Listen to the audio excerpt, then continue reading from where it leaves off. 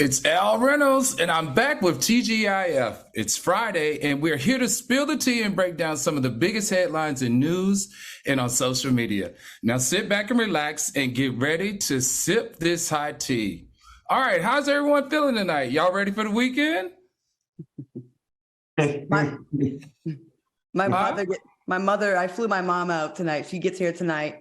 So we're going to see how that's going to be. She's going to help me with my house. But my mom still thinks I'm 17. So she's going to treat me like I'm a kid still. So I'm probably going to get criticized a lot. So yeah, no. Oh, come on. She at least is somebody that you can trust. She's in your house, going through your things. Exactly. Rather than a stranger. I got to hide all traces of medications. Or your sex toys. That too. All right, what we sipping on tonight, guys? I'm doing tequila. I'm doing an old-fashioned tequila margarita. I'm still dry. I can't drink or consume salt for 3 more days. So, well, so that cute. But I'm young and supple. I'm young and supple and cute though. What did you find to eat last night or Wednesday night? I can't remember. My mind bad. Oh, I went to Level 6 in Coconut Grove. That's where I went. Spanish food, Spanish tapas. Gotcha. Mm-hmm. All right, let's get to the show, everybody. All right, Uganda is currently trending on social media after a bill was passed that will criminalize individuals who identify as members of the LGBTQ plus community. Penalties for violations under the law include not only death, y'all, but life imprisonment. Are you guys surprised? No. Go ahead, Claudia. No, you go. Ladies first. Well, in that case, you go first. Well, you know what? That being said, because I am, I'm giving Grace Jones realness today. You know what? This honestly disappointed me more than the things that are going on with DeSantis and Trump. And my biggest concern right now is for people who were already out, for people who had already identified as being out and the general community at large knows that they are out.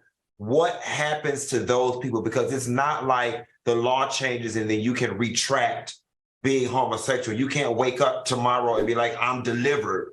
So I'm really concerned about those people and there being lynch mobs and them going after those people. So this bill really does sadden me, and it just goes to show that we have a lot to do in the fight for advocacy in the LGBT community globally.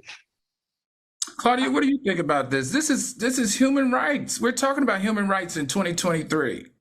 I find it very ironic when a continent that's majority Black, that knows more than anybody else, the atrocities of discrimination and based on things you cannot change, for them to be so aggressive with this.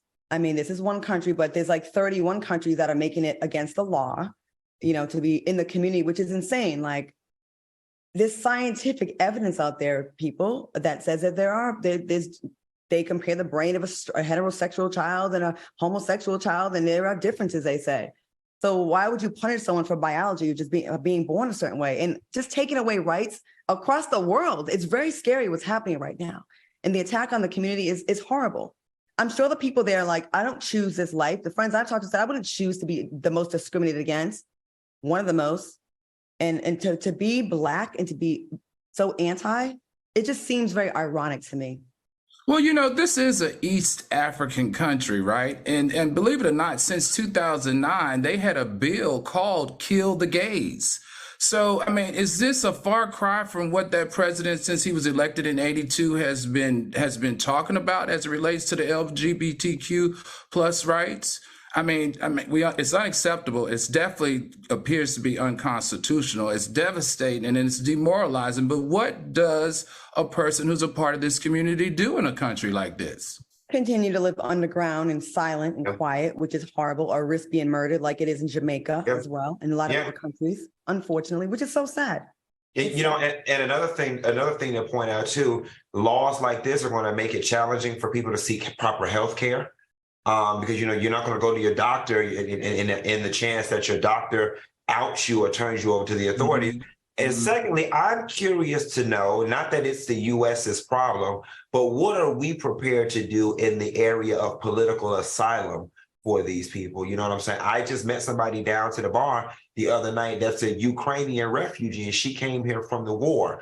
And she came here through, the asylum situation. She was gladly let into the country. I'm wondering if the U.S. would be open to allowing these Ugandan citizens to flee to the U.S. in some sort of political asylum situation if things got bad over there. Or how about reducing funding? Because Uganda's known for coffee and cotton, right? And I'm sure we probably get some source of coffee or cotton from them for our garments here in the United States. Why don't we kind of put a squeeze on them in that area? Well, we're going to see what the United States is really about and if we really are about rights of the community in all the parts of the country. Because when it's white countries, we open our arms up every single time. When it's France, it's, let's help France. When it's Ukraine, let's help Ukraine. And that's great. That's fantastic. But don't forget about the black countries, America. And we are really going to see. But we already know what the answer is. So. All right. Hey, Q, what did you have more to say? No, I'm good.